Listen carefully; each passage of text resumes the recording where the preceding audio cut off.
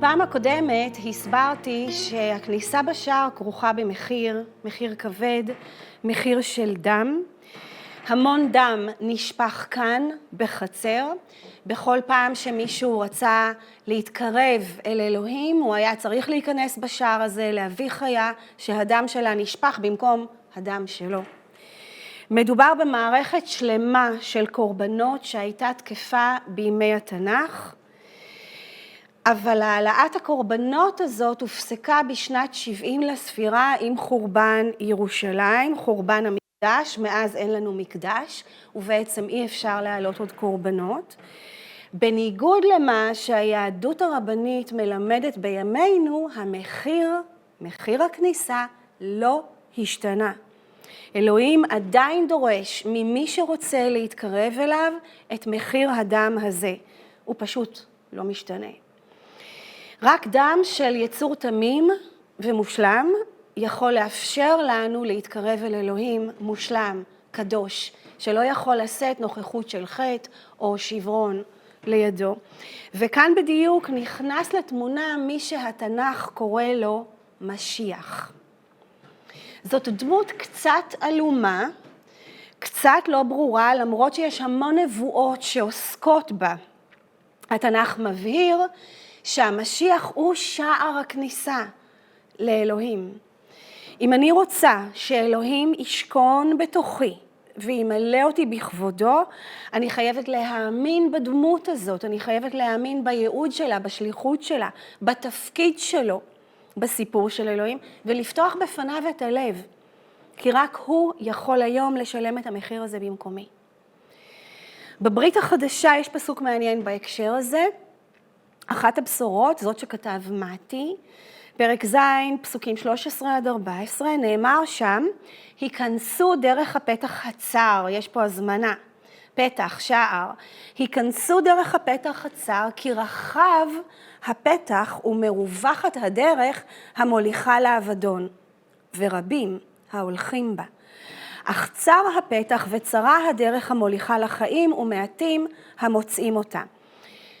זאת אומרת, לא רק שיש פתח אחד, צר ויחיד, צר מאוד, ממש קשה להיכנס בו. הוא לא קל לעיכול. דווקא הדרכים הפתוחות, המרווחות יותר, הן אלה שלא מוליכות לחיי עולם, אל פתרון, אלא לאבדון. הבעיה היא שקל ללכת בהן, ולכן רבים בוחרים בהן. יום יבוא והפתח הזה, הצר, הפתח הזה ייסגר. ואז כל מי שאולי שקל להיכנס דרכו, התלבט לגביו ולא עשה את זה, כבר לא יוכל להיכנס. עד שהפתח הזה ייסגר, כל אחד מכם מוזמן לעשות את זה, ואני עכשיו מציעה לכם את ההזמנה הזאת, מזמינה אתכם לעשות את זה. איך נכנסים בשער? אני עשיתי את זה לפני כמעט 38 שנה, כשהודיתי לאלוהים על כך שמשיח ישראל היה מוכן לשלם את מחיר הכניסה הגבוה הזה במקומי. הודיתי לו שבזכותו אני יכולה היום להתקרב אליו מתוך ודאות מלאה, שאני לא אמות כשאגיע אל קודש הקודשים, הוא לא יקה אותי, כי זה הרי מה שקרה לכהן הגדול בתקופת התנ"ך, אם הוא הגיע אל היעד, אל קודש הקודשים, בלי לעבור את כל המסלול, בלי לשלם את מחיר הדמים, בלי לבצע את כל הטקסים הדרושים. אז אם גם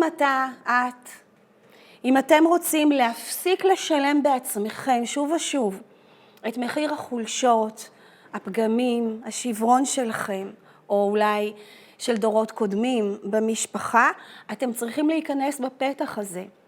צר, אבל עדיין פתוח. ולהשאיר שם, בידיו של מי שהפתח הזה מסמל אותו, ישוע, משיח ישראל, את כל מה שאחרים חייבים לכם, לדעתכם. את כל הכאבים, האכזבות, הסבל, הקשיים. כשנגיע לכלי הבא במשכן, בתוך החצר יש שני כלים, מזבח נחושת וכיור. כשנגיע לכלי הבא, אני אסביר לכם למה ישוע הוא שער הכניסה היחיד, ואיך בדיוק זה עובד.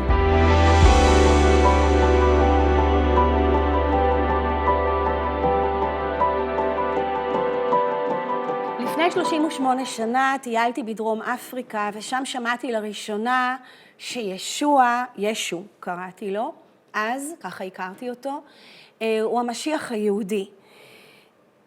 רק המחשבה עליו הרגיזה אותי, עוררה בי המון תרעומת, המון תסכול, וכמובן התנגדות עמוקה, כי בחינוך הממלכתי שגדלתי עליו הוא האויב של העם שלי, לא משיח ישראל.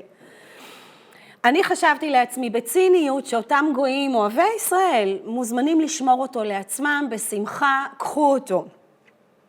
אני לא מוכנה להצטרף לשורות האויב, אבל אז קרו כל מיני דברים. שורה קטנה של אירועים די יוצאי דופן גרמה לכך שהבנתי שאין לי ברירה. יש פה אמת שאני לא יכולה להתכחש לה.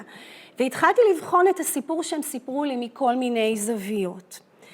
כשהבנתי שיש משהו במה שאומרים, שאולי ישו הוא כן זה שכל נבואות התנ"ך מצביעות עליו, מדברות עליו, התמלאתי פחד.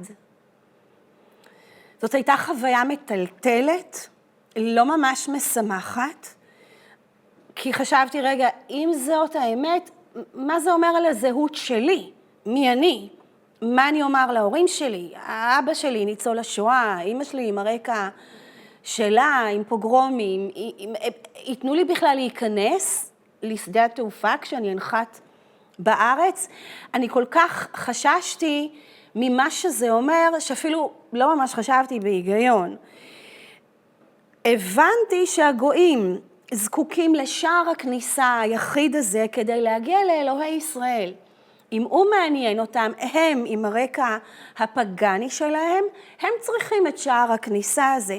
אבל לא הייתי מסוגלת לקבל את העובדה שאני, יהודייה, צברית, גם צריכה את אותו שער כניסה, גם צריכה את אותו מחיר. מספיק דם אצלנו נשפך, חשבתי. מי צריך לשלם עוד דם? והאמת היא שחלפו שנים, גם אחרי שבחרתי להאמין בישוע, חלפו כמה שנים לפני שהייתי מסוגלת להסתכל על הפנים שלו, בעיניים שלו, בתוך תוכי, ולראות שם דם. תמיד כשהסתכלתי עליו ראיתי דם, עדיין כשאני עושה את זה אני רואה דם. אבל בעבר זה היה דם יהודי שהוא לא הדם שלו. היום כבר אין לי ספק.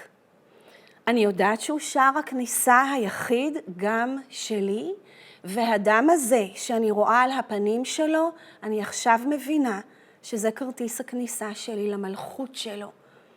שזה המחיר שהוא היה מוכן לשלם, כדי שהאדם או הנפש שלי לא יצטרכו להישפך שוב ושוב. ואני לא יכולה לדלג על השער הזה. גם אתם לא. ברגע שאני עוברת בשער, אני נמצאת בחצר, החצר של המשכן, זה צעד מאוד חשוב לעבר היעד, אבל הקשיים, הקוצים שעליהם דיברתי בפעם הקודמת, עצי השיטה שלי עדיין נמצאים איתי כאן, הם לא השתנו, הם עדיין עקומים ודוקרים. אז אני למשל מאמינה שישוע הוא שער הכניסה היחידי, ונתתי לו את החיים שלי, פתחתי את הלב. אני יודעת שיום יבוא, אני אעמוד מול כס הכבוד, ואני אמצא זכאית לפני אלוהים, אבל הבעיות שאיתה נכנסתי לכאן בשער עדיין נשארו חלק ממני. רחמים עצמיים, כל מיני התמכרויות, בדידות, תסכול, פחד מאינטימיות. זאת הייתה רק רשימה חלקית של הקשיים שאיתם נכנסתי לתוך החצר. אני מכירה אנשים רבים כמוני, שנכנסו גם הם בשער הזה, מאמינים שישוע הוא זה ששילם את המחיר, אבל הם תקועים בחצר הזאת. הם לא מצליחים לנהל את החיים שלהם בתוך ענן של כבוד. ולמה? כי שינוי אמיתי לא קורה כשנכנסים בשער. זאת הדרך הנכונה, אבל זה עדיין לא ממש משנה. שינוי אמיתי לא קורה כשנמצאים בחצר, כאן אפשר אפילו להיתקע, כי אני נושאת עיניים אל אנשים אחרים שנמצאים כאן, אולי מאמינים כמוני, אבל כאן לא מתחולל באמת שינוי. כאן אני אפילו מסוגלת למקד את כל המשאבים והכוחות שלי בניסיון לשנות את הנסיבות שמקשות עליי. אבל אני מדברת במשכן על שינוי פנימי עמוק. שינוי של הנסיבות לא ממלא אותי בכבוד של אלוהים. משום שאלוהים רוצה לבנות את המשכן שהוא בנה במדבר, בתוך המדבר שבחיים שלי, בתוך הלב שלי. יש פסוק נורא יפה בתנ"ך, שמזמין אותנו לשמור על הלב שלנו מכל משמר, משום שממנו יוצאים החיים, מתוך הלב, מעומק ההוויה שלנו. ושם בדיוק אלוהים רוצה לבנות את המבנה הזה. אלוהים מבטיח דרך הנביא זכריה לשכון בתוכנו. ושכנתי בתוכך, הוא מבטיח לירושלים. המילה שכינה גם נגזרת מאותו שורש, כי זאת המשמעות המקראית שלה, של המילה הזאת.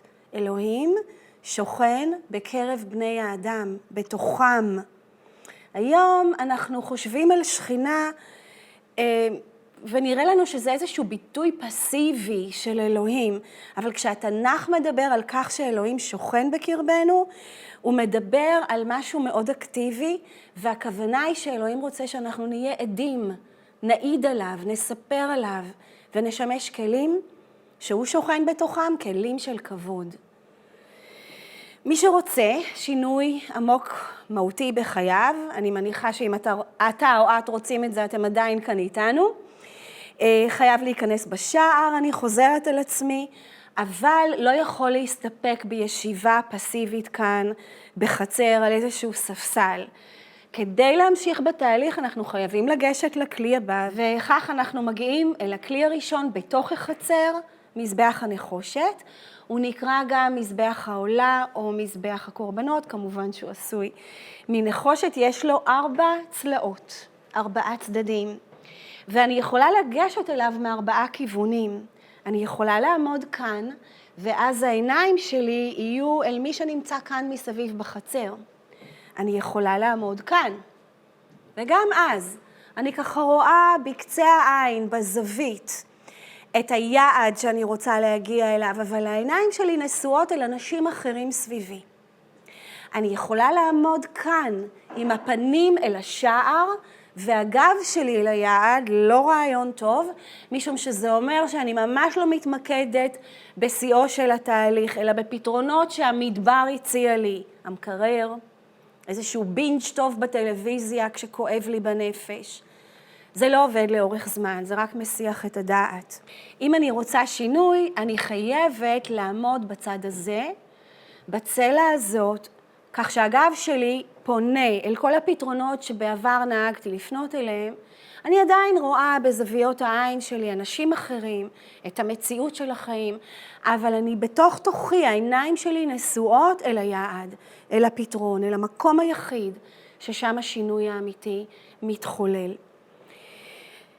זוכרים שעצי השיטה היו חומר הבנייה העיקרי של המשכן. הם קוצניים, הם מפותלים, אבל זה מה שהיה במדבר בשפע.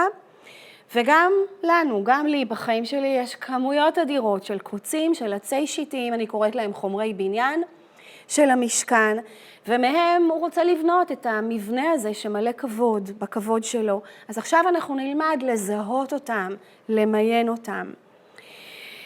אני בדרך כלל לוקחת סיטואציה מסוימת בחיים שלי שמקשה עליי, או בעיה שאני נאבקת בשוב ושוב וממיינת אותה ל4 ערימות, 4 ערימות של קוצים.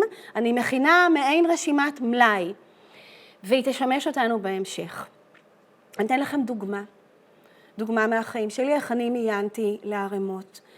המצב שעליו רציתי לעבוד, הקושי שעליו רציתי לעבוד, זה החשש שלי מאינטימיות.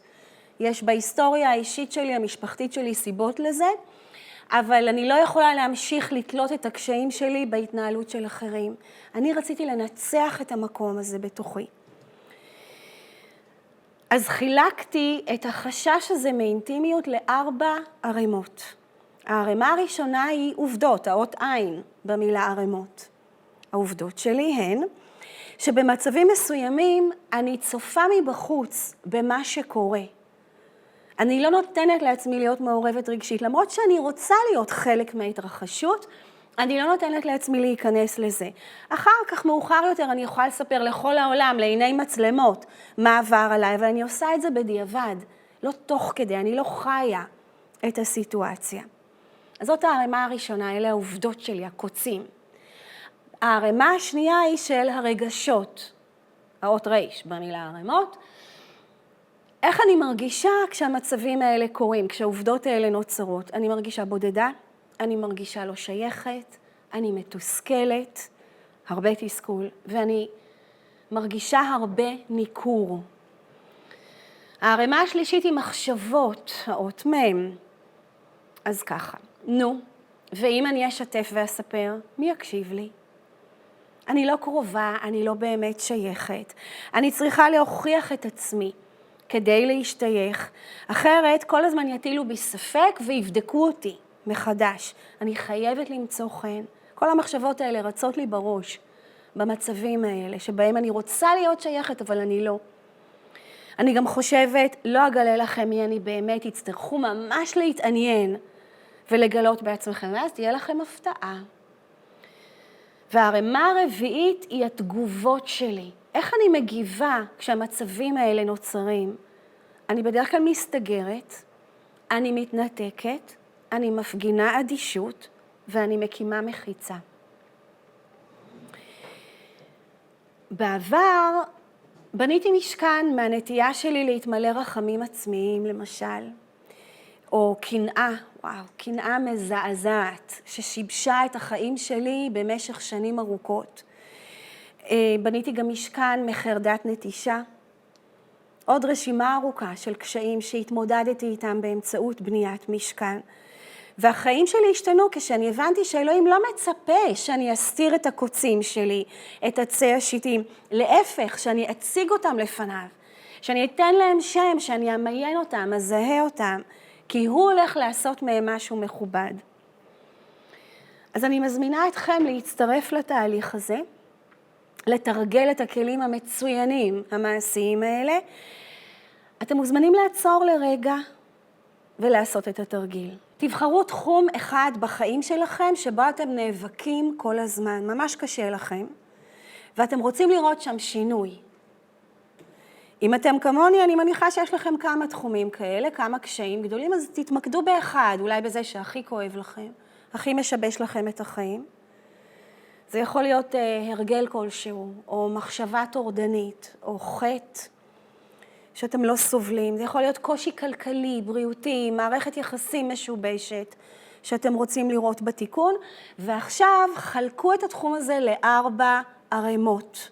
תכתבו את העובדות, תחשבו על מקרה אחד, ותכתבו את העובדות, ואת הרגשות הנלווים, ואת המחשבות שצצות תוך כדי כך כשזה קורה, ואיך אתם מגיבים כשזה קורה. ועכשיו תעברו על כל 4 הרשימות האלה בבת אחת, ככה במהירות, ותשאלו את עצמכם. כשהדברים האלה קורים לי, כשהעובדות האלה קורות, כשהמחשבות האלה מציפות אותי, הרגשות האלה נמצאים שם, עד כמה אני מרגיש אהוב באותו רגע על אלוהים. אני עוברת לרגע על הרשימות שלי, על אלה שקודם סיפרתי לכם עליהן, ואני יודעת, אני כבר יודעת כי תרגלתי את זה המון פעמים, כשאני מתוסכלת או בודדה, אני אפילו לא זוכרת שהוא קיים. שלא לדבר על זה שאני לא מרגישה אהובה. באותם רגעים הוא לא בתמונה מבחינתי בכלל. כל מה שאני רוצה זה להקים את חומות ההגנה הרגילות שלי, ואני לגמרי בתוך הסערה הרגשית. נמאס לי מהסבל הזה שמייסר אותי, וזה כל מה שאני יודעת באותו רגע. אבל אז אני מזכירה לעצמי מה נאמר בספר משלי. פסוק לא קל לעיכול, אבל חשוב. משלי פרק ג', אני עושה פרפרזה. מוסר אדוני ביתי אל תמאסי, ואל תקוצי בתוכחתו, כי את אשר יאהב אדוני יוכיח, וכאב את בת ירצה. אל תמאסי באיסורים האלה, אם הם באים אלייך מיד אדוני, ואל תמאסי בתוכחה שלו, כי דווקא משום שהוא אוהב אותך, הוא מביא את הדברים האלה אל חייך. יש פה כמעט כשל לוגי. אם אלוהים אוהב, אז למה הוא מביא סבל ותוכחה לחיים שלי? נגיע לזה. הברית החדשה, שהיא טקסט שהוא בעיניי קדוש וראוי ללימוד, הברית החדשה אומרת משהו דומה. והיא מסבירה, היא מוסיפה כמה פרטים, כי היא מסבירה את התהליך בצורה יותר מפורטת. ישוע אומר שם, אני את אשר אוהב אוכיח ואייסר.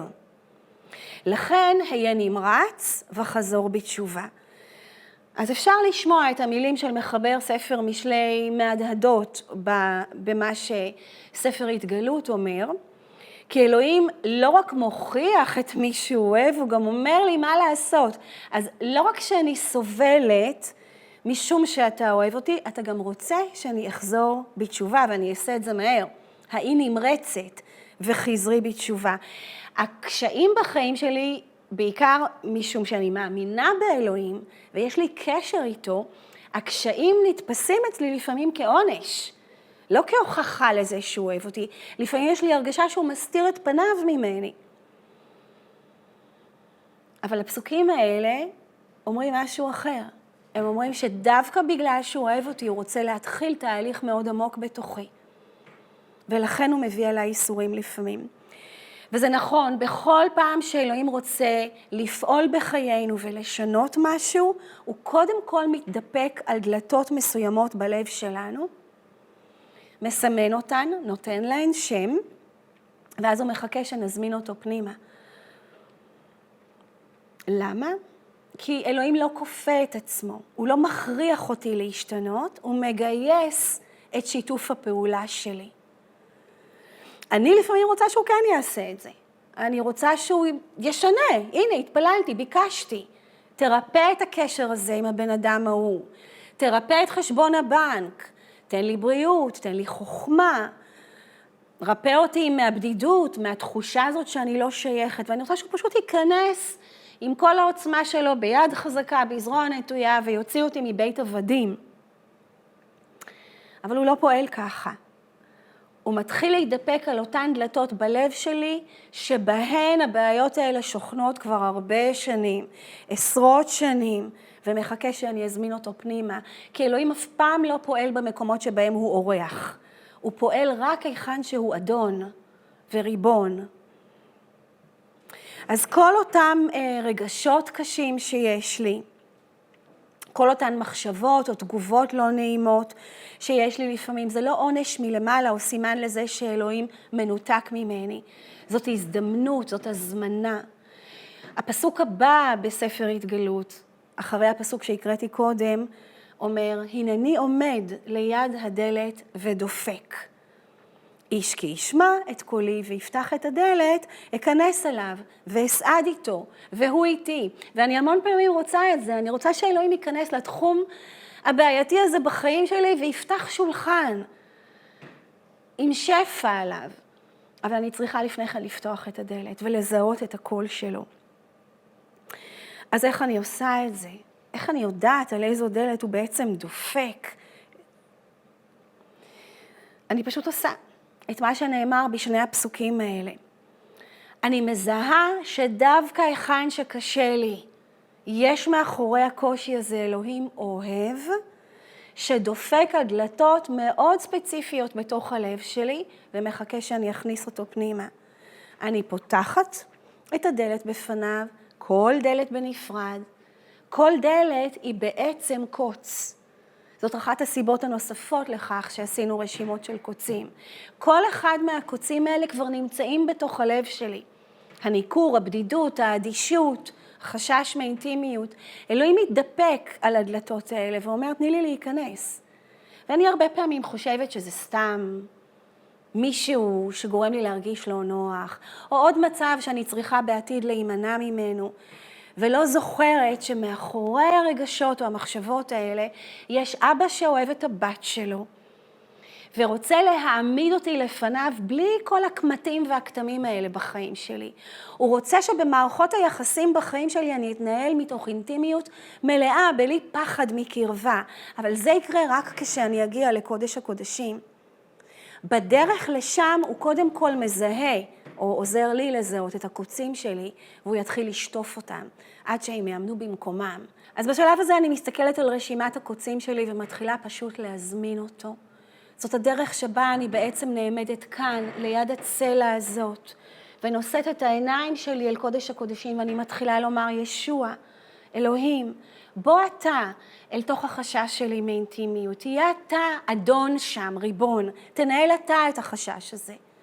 בוא אתה ותהיה אדון על התחושה שאני מנוכרת או לא שייכת. אני ממש עוברת על כל אחד מהקוצים האלה, ומזמינה אותו לשבת שם על כס הכבוד.